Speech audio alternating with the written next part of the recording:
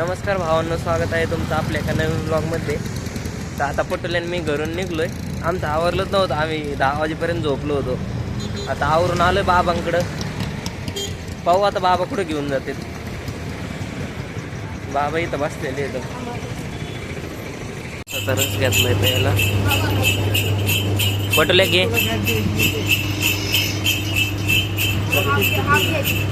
तुला दिलाय तो.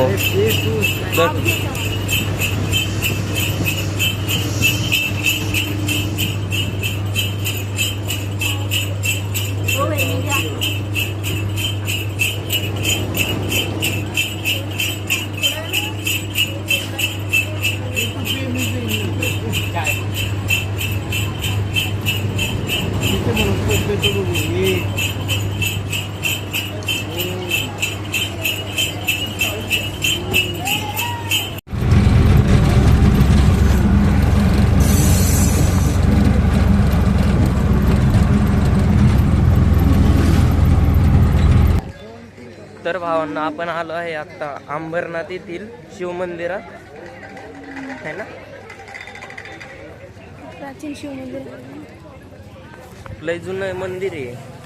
आणि आपलं ते मांडवगणचं मंदिर आहे ना, जसं दगडात ॲज इट इज तसंच आहे, सगळं दगडात कोरलेलं आहे. जाऊया पुढं, पाहूया पुढे. बाबा पटले पाणी किती घाणी इथून कुठून जेव्हा पावसाळा असतो ना तेव्हा पूर्ण ब्रिजच्या वरून जातो. बाबा कुठं राहिले.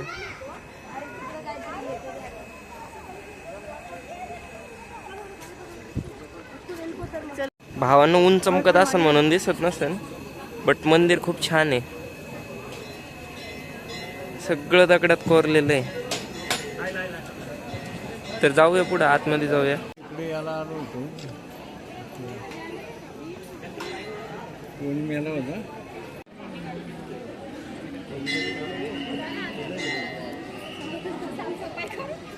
भावांना मंदिराच्या शेजारीच हे कुंड आहे.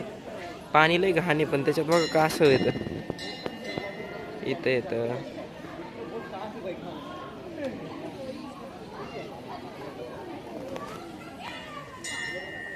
आत जायला एंट्री नाही, बंद केलेलं आहे. इथून जाऊ शकते उडी मारून, पण होय आत गेलो कोणी काय म्हणन काय. जाऊ द्या भावांना, काय करणार. खाली जाऊन तरी काय करणार आहेत आम्ही. कसले भारी आहे तरी.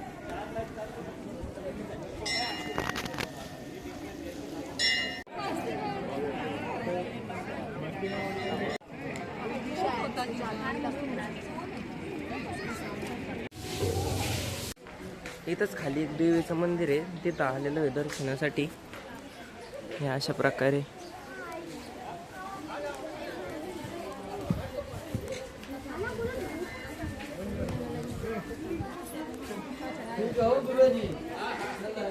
इथं नेमकं मंदिर बंद केलंय.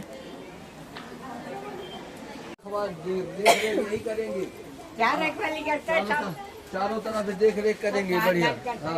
सॉस भी अपने बढ़िया सब ड्यूटी बजाएंगे. घे. आधुनिक है ना.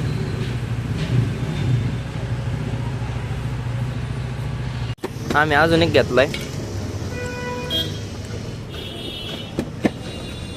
पडन दे.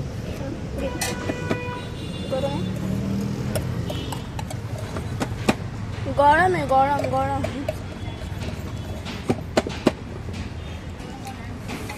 भारी.